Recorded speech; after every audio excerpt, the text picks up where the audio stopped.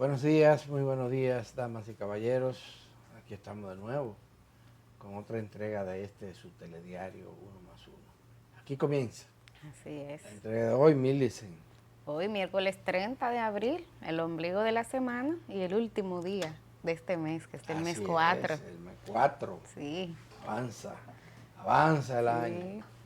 Un año bastante complejo, ha sido un Muy año complejo. muy difícil, wow. Sí, así es. En Y términos marcado por una económicos, tragedia exactamente, en términos que humanos. promete ser histórica, ¿verdad? Sí, no tiene precedentes. Tiene precedente y ojalá que no tenga también. ¿Verdad? No queremos que se redite. No, que se redite una reedición, así Sí, es. pero bueno. Mire, la noticia más sorprendente para mí es la visita del canciller de Rusia a la República Dominicana. Llegó anoche, alrededor de las 10 de la noche. Sí.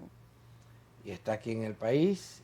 Lo que se sabe hasta ahora es de que en la mañana, a las 10, va a tener una reunión oficial con el canciller de la República, allá en la Cancillería. Correcto. Anoche fue recibido por el embajador dominicano en Rusia. Aquí fue al aeropuerto a recibirlo. Y el propuesto embajador ruso aquí en Dominicano. Aquí fueron a recibirlo. Y hoy va a tener esto, después está prevista una reunión con el presidente de la República, cuya hora no se ha especificado. Y el motivo aparente, o el motivo expreso de su visita es la participación de él en la inauguración de la Embajada de Rusia. En República Dominicana. Por primera vez, embajada rusa aquí. Embajada rusa aquí, aunque tienen 80 años de relaciones diplomáticas. Tanto así que en la era de la Unión Soviética y muchos dominicanos, muchos jóvenes dominicanos se fueron a Rusia a estudiar. Estudiaron en Rusia. Universidades con beca completa, canalizada a través del Partido Comunista Dominicano. El PSD, que presidía entonces Narciso Isa Conde. Que ahí anda todavía. El PSD no existe, pero más Narciso sí. Pero Narciso sí, claro. Narciso sí. Narciso es indomable, hombre firme en sus ideas. Muy solitario, por supuesto, muy solitario, porque ya poca gente cree en esa izquierda tradicional, que ha sido, bueno, ha jugado papeles importantes en la historia dominicana, pero cada vez más tímido, más marginal. El domingo pasado se reanimó esa izquierda con la marcha que hizo, y con la actividad que hizo, y mostró que existe, que está ahí, y que hay que tomarla en cuenta en la sociedad dominicana. Pero bueno, el canciller a qué viene, Millicent. Cuénteme usted, el canciller ruso. Bueno, ya tú lo has dicho, el motivo expreso, pero yo creo que igual es válido que República Dominicana pudiera tener algunos puntos de conversación con Rusia. En algún momento, Adalberto Grullón, digamos, antes de la guerra entre Rusia y Ucrania, Rusia era un mercado económico importante para República Dominicana desde el punto de vista turístico. Aquí recibíamos de Rusia hasta 200,000 turistas al año. Ucrania la mayoría. Exactamente. Pero de Rusia venía también una parte importantísima. Eso, después de la guerra, se ha disminuido de manera bastante importante. Ya el año pasado, por ejemplo, apenas 6,000 turistas de Rusia vinieron aquí. Pero en términos geopolíticos, ahí es donde radica actualmente la principal importancia, porque Rusia forma parte del Consejo Estratégico, es que se llama, de la ONU, donde hay solamente Consejo de Seguridad de la ONU, donde hay 5 países y Rusia es uno, que además de tener voto, tiene derecho al veto. Y ahí ustedes saben que es ese consejo que en los últimos años pues ha estado votando en contra tanto Rusia como China en relación a la posibilidad de cambiar la modalidad de apoyo, de participación, de una intervención en Haití. Entonces ahí yo estoy segura que ese será uno de los puntos de conversación que tendrán las autoridades dominicanas de cara a Rusia. No hay que extrañarse de que Rusia mire para República Dominicana, no por República Dominicana en sí, sino por una estrategia de Latinoamérica, porque lo hemos dicho, el mundo de hoy, Adalberto Grullón, amables televidentes, amén de lo que quiera Trump, es un mundo multilateral. Y en ese sentido, Rusia, que forma parte del bloque denominado BRICS, ha estado también moviéndose, lo ha hecho China también por su parte, mirando hacia otros mercados, hacia otras naciones, y bueno, pues ahí pudiera explicarse el contexto de esa visita en República Dominicana. Tú sabes que Rusia es el país, el principal productor de productos agropecuarios como abonos. Abonos.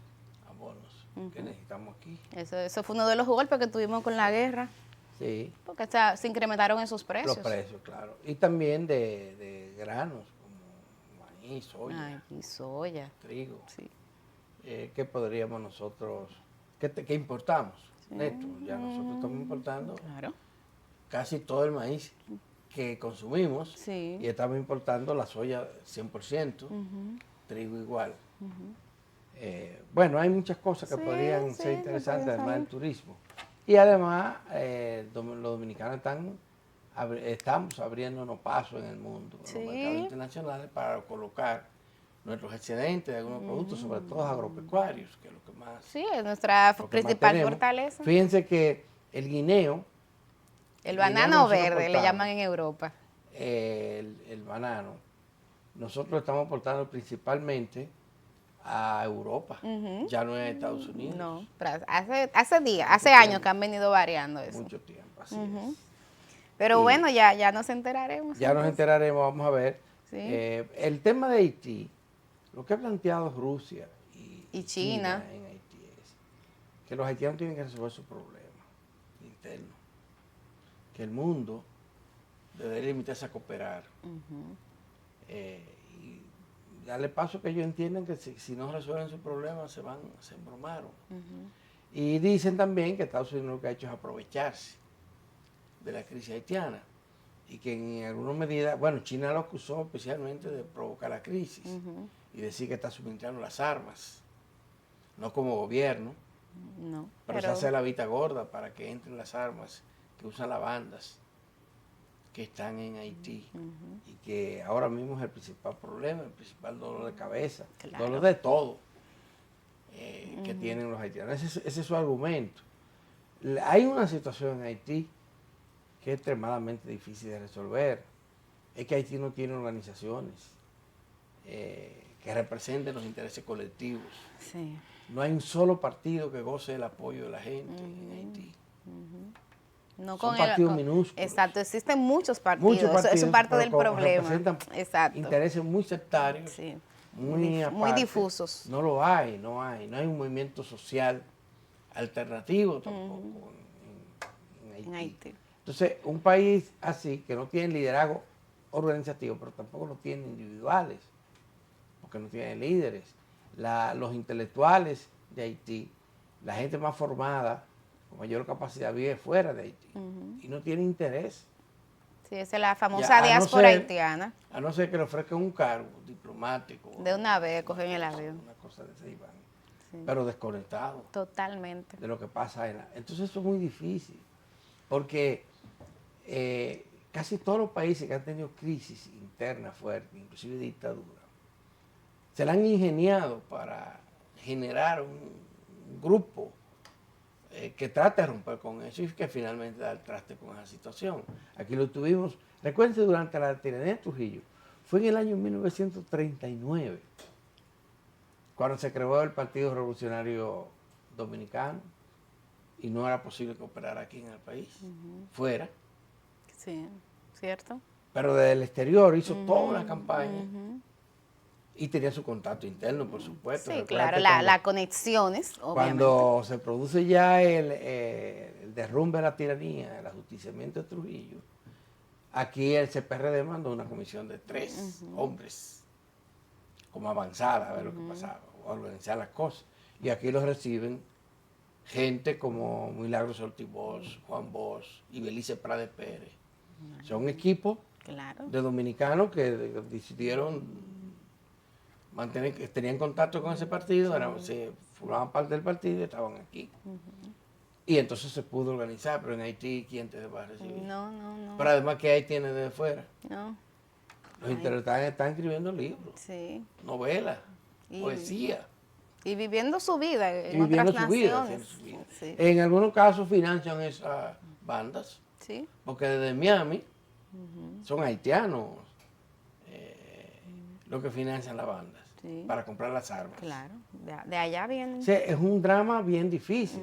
Pero aquí en República Dominicana, que hay ha habido históricamente una proporción altísima de haitianos, aquí tú nunca has visto un grupo político significativo que esté trabajando por la liberación de Haití. No, se desconectan. Se desconectan. Entonces, es una situación extremadamente difícil. Sí. Y es verdad, en eso sí que tienen razón unos y otros, de que la República Dominicana es uno de los países que más sufren las consecuencias de esa crisis política y económica de Haití. Sobre todo esta crisis política y de violencia. Sí, el tema de la inseguridad. El tema de la inseguridad, porque nosotros tenemos miedo de que se nos metan aquí. Sí. Y es una posibilidad, ¿eh? Sí, en cualquier momento. De que huyan de quienes lo persiguen en Haití, o simplemente que vengan y instalen hasta base de operaciones. Aquí en República Dominicana. Pero aquí ha sido muy difícil. Yo recuerdo, damas y caballeros, un hecho que insólito. Cuando el Partido Revolucionario Moderno Dominicano logra instalarse en el poder mediante el voto popular en el año 1982, 78. 82, para ese periodo. El presidente de la República, Antonio Guzmán, en ese periodo del gobierno, Peña Gómez seguía siendo el líder del partido, fue el que estableció la estrategia que le permitió al partido llegar al poder. Pero Peña Gómez fue acusado por las Fuerzas Armadas de la República Dominicana de estar apoyando un grupo que quería ir a derrocar al gobierno de Haití. Oye, haitiano, una guerrilla, lo hicieron públicamente. Oh, Dios mío. Óyeme, el partido de él, sí, el gobierno de él. En su gobierno, un gobierno por el que él trabajó y que Pero en esa época sí había muchos exiliados aquí, muchos políticos haitianos, aquí amigos de dominicanos. Era parte de ellos intelectuales, solo eso, intelectuales. Sí. Intelectuales haitianos. Pero ese fenómeno ocurrió. Claro. Pero desde entonces tú... No. Philippe. Guy Philippe. ¿Te recuerdas? Claro. Ese fue uno que intentó dar un golpe de Estado también en Haití. Y vino para acá. Y de aquí se fue. Pero él ha sido incapaz de armar un partido. Sí. Y fíjate que este es no es un demócrata. No, para nada. Todo lo contrario. Para nada. Inclusive Estados Unidos lo acusó de narcotráfico. Lo acusó y lo condenó. Lo condenó, sí. En Estados Unidos. Y él está ahí y ni siquiera sabemos acá ahora. ¿En qué está? ¿Cuál es la banda de él? ¿O cuáles son las bandas de él? Pero esa es parte del problema, cada quien tiene su banda. Cada cual tiene, entonces tú no encuentras un partido. Que te digo, Aristicia lo acorralaron, con su partido La Balá. Ahí se ha perdido todo. Ahí se ha perdido todo, ahí no hay nadie. Entonces lo que hay muchos grupitos pequeñitos y organizaciones, sobre todo iglesias, el país que más iglesias tiene Haití. Sí. Pero esas iglesias son las que reciben las pocas subvenciones que envían otras iglesias fuera del país y otros donantes, personas que quieren ayudar, por lo menos a combatir la hambruna que hay en esa república.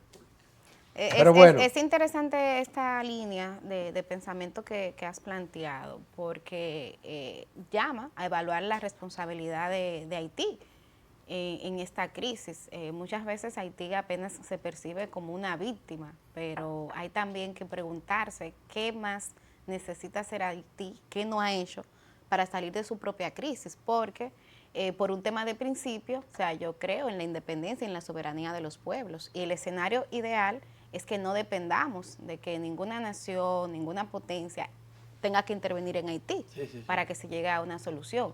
Pero es difícil, Adalberto, porque es que en Haití se han perdido elementos bases de la sociedad democrática, que es el tema del diálogo, esa capacidad de diálogo.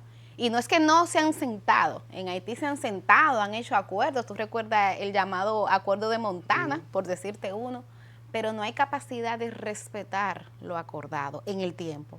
Entonces, ante cualquier inconveniente, ante cualquier desacuerdo, se va a la vía de la violencia para terminar. Pero es que esos diálogos se han hecho con interlocutores que representan poco. Exacto. Ese Ese es el segundo elemento. Representa muy poco y que también tiene intereses creados. Sí. De izquierda y de derecha. Sí, porque es una incapacidad de colocar el interés colectivo por encima de intereses particulares, que los hay, en todas las sociedades lo hay, pero esa capacidad de diálogo va vinculado a eso, a que tengamos la capacidad de sentarnos en una mesa y ver, ok, a mí como partido, como iglesia, como grupo me conviene esto, pero al final el bienestar general, el interés colectivo, y creo que eso es parte de lo que ha faltado en Haití, lastimosamente. Y repito, la gente que podrían ayudar más a entender su realidad y a transformarla en Haití, que está fuera de Haití, y no tiene interés y lo opina desde afuera. Compromiso, claro. La disposición a construir un proyecto político que no necesariamente sea a corto plazo, uno no la ve. Y fíjense lo que pasa con las intervenciones internacionales. Va una fuerza como la que se ha estado creando en Haití. ¿Y después a quién le entrega el poder? Sí, pero se queda ahí históricamente. Lo hemos vivido. Ya Naciones Unidas tuvo una presencia allí. Que terminó muy mal. ¿Para quién? Terminó malísima. Claro. Y desprestigiada dentro del pueblo. Claro. Que no tiene confianza en nada de esto. ¿A quién le entrega el poder? ¿Se queda permanentemente o viene la transición? Si en Haití no hay una fuerza política clara, grande o pequeña, que encauce las aspiraciones de ese pueblo, yo no veo salida. Sí. No la veo. Claro. No la veo. Y eso es lo que está ocurriendo en Haití. Sí. No hay una fuerza interna. Nada. Entonces se está inventando, fulanito que se destaca aquí, fulano que es honesto por allí. Vamos a traerlo, pero ¿qué representa? ¿Quién lo apoya? ¿En qué se sustenta para mantenerse? Sí, pero ahí también hay una cuota de esa mal llamada comunidad internacional. No hay comunidad tal, porque obviamente hay unas naciones que se imponen a otras. Porque en los momentos en que Haití ha tenido figuras internas, políticas, también la comunidad internacional lo ha respetado a Alberto Grullón. Y algunos de esos han terminado inclusive en golpes de Estado, que han tenido el patrocinio de naciones foráneas. Entonces el tema también del compromiso de respetar la voluntad interna de esos pueblos, eso también tiene que estar en la ecuación. Claro. El líder que logró congregar más gente fue Aristide. ¿Y qué pasó con Aristide, con Jean-Bertrand Aristide? Ya. Ahí hubo todos los fenómenos, porque también Aristide, el grupo, la Bala, no fue capaz de consolidarse. Él es el partido de la democracia, de los intentos democráticos. Sí. Por transformar Haití, lo que encabezó Aristide. Recuérdate que, que era de dictadura en dictadura, en militares y militares, y se crean esas condiciones favorables para crear un gobierno democrático en Haití. Pero lo mismo, no tenía una base social, y desde fuera no se le apoyó lo suficiente porque cada quien quería apoyar al suyo. Al que estaba cerca. O sea, si no se puede. De su interés. Es muy difícil. Sí. Es extremadamente difícil la situación haitiana. Mientras tanto, las bandas, los grupos armados, siguen ganando espacio. Y no dude de que logren apoderarse del poder en Haití. Porque yo no veo posibilidades algunas en lo inmediato de que la fuerza de intervención siga creciendo en Haití. No. Bueno, esa es la situación. Pero hay otros temas. Millicent. Mira, en el Partido de la Liberación Dominicana hay unas pugnas internas muy fuertes que ponen entredicho el futuro inmediato de ese partido. Esas pugnas se dan se expresan principalmente alrededor de quienes aspiran a la nominación para las elecciones del 2028. La dirección del partido había acordado iniciar un proceso de selección de quién sería su candidato para esas elecciones y fijó una fecha. No se pudo hacer nada porque la mayoría de los 9 aspirantes a la presidencia de la República no se inscribieron, incluyendo algunos muy conocidos. Sí. Muy conocidos. Entre ellos, Abel Martínez, que fue el candidato presidencial en las elecciones pasadas. Y entonces esto dejó en el limbo los resultados, solo 2 3, uno. Solamente uno conocido. Que es Francisco Javier. Sí. El que se inscribió de primero y luego vinieron dos personas anónimas, desconocidas. Y se inscribieron también. Bueno, pues la dirección de ese partido, sin decirlo, pero reconociendo esa situación, abrió el plazo y tiene fijado una nueva fecha para la elección. Pero nadie se ha inscrito. Nadie está en eso. Entonces ahora se está planteando qué van a hacer. Se dice, bueno, Francisco Domínguez Brito, lo vi, ha hecho un planteamiento diciendo que tienen que dialogar antes. Que tienen que reunirse ellos, los que aspiran a la posición, reunirse para ver si se busca una fórmula de cómo elegir. Claro. Algunos están opuestos a que esa elección sea ahora. Y dicen que la Comisión Jurídica del partido recomendó que no se haga ahora, que no se haga este año. Sí, para después.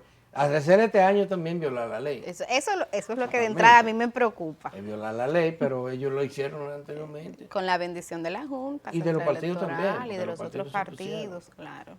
Así es. Sí. Hay una situación entonces bastante difícil. Pero, sorpresa, hay una corriente entre el Partido de la Liberación Dominicana que está diciendo, reconozcamos que solo no vamos para ningún lado. Hay que buscar una alianza opositora y un reencuentro con los antiguos peledeístas que ahora tienen tienda aparte. Sí, esa es la fuerza del pueblo, compañero. Y son tan osados, yo diría, lo que están planteando esto. Estoy hablando de algo muy fuerte que está ocurriendo en el PLD, no es la mayoría, pero hay una corriente de dirigentes, que incluye legisladores. Está planteando, bueno, eso puede ser alrededor de una candidatura presidencial común.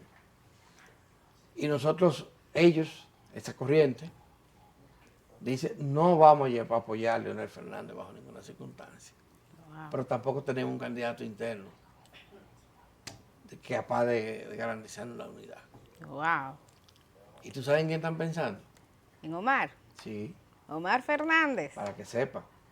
Óiganme esto, ¿eh? Sí. Caramba. Lo que está pasando en el PLD, un partido tan poderoso que fue en algún momento, ¿verdad? Que 20 años gobernó aquí. Tú ves. De los últimos 30 años del país, gobernó 20. Y esa es una situación que se está dando ahí. Hay que darle seguimiento. Claro, sí, eso. A esto, hay que darle seguimiento. El PLD, sin embargo, es uno de los que han sido convocados a través de su líder a la cumbre que está planteando el presidente Luis Abinader. Y justo ayer dijeron que ellos estaban de acuerdo con el diálogo para el tema haitiano. Es el tema. Sí. Es probable que se produzca entonces el diálogo. Yo no sé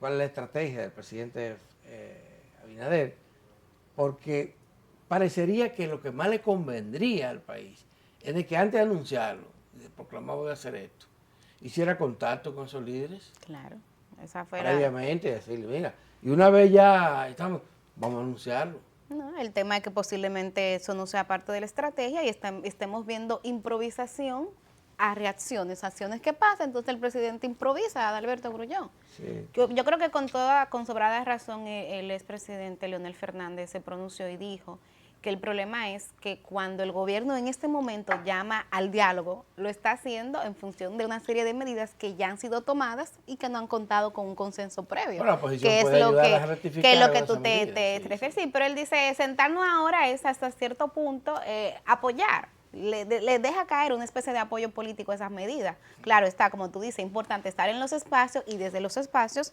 generar los cambios. No, y además ellos tienen que manejarse con muchísimo cuidado. Porque ¿saben qué está compitiendo los partidos políticos? A los que hemos llegado. ¿Cuál de los tres más antihaitianos? Más antihaitiano. Eso es. ¿Y cuál de los tres promete más medidas duras contra la presencia haitiana en la República Dominicana? Sí. ¿De eso que se trata? Sí, esa es la competencia. Y tal vez el que tiene ventaja, ese es más en el medio, una posición más intermedia, era Danilo Medina. Claro. Porque él aplicó el plan de regularización, sí, que era un buen inicio. es un buen inicio. Este gobierno Porque lo estamos hablando, voten a todos los ilegales, a todos hay que sacarlos, porque no hay ilegales aquí. Claro, no hay nadie Pues regular. si el Estado Dominicano se ha opuesto a eso. Claro. Ha boicoteado todas las iniciativas encaminadas a dar un estatus legal a quienes califican, porque no a cualquiera. Dime entonces. Sí. Entonces, es en eso que están compitiendo. Claro, sí, esa es la ¿Cuál es competencia. más? Y Leonel Fernández ha demostrado ser muy conservador con ese tema. Sí, siempre, históricamente. Luis Abinader en campaña asumió una posición liberal, pero rápidamente se cambió a la misma, y tenemos el caso del PLD, sí. que tiene esta situación un poquito más intermedia. No, de hecho, ayer hablaba y decía eso mismo, que hay un daño a la imagen del país, que hay una violación de derechos humanos, que porque eso no se controla en la frontera para no tener que llegar a los hospitales. O sea, me pareció una posición bastante interesante la del PLD. Pero nosotros dijimos aquí muchísimas veces, lo dijo el mundo, que el muro, en lo que tanto empeño puso el gobierno dominicano, no iba a resolver la situación. ¿Acaso la ha resuelto? Pero para nada. Ni siquiera, es más, ni siquiera para los robos. Y el trasiego de mercancía. De mercancía. Ilegal, claro, por supuesto. en algunas zonas no es posible ya llevarse una recua de vacas para Haití. Sí. Pero bueno, eso es lo que hay, damas y caballeros.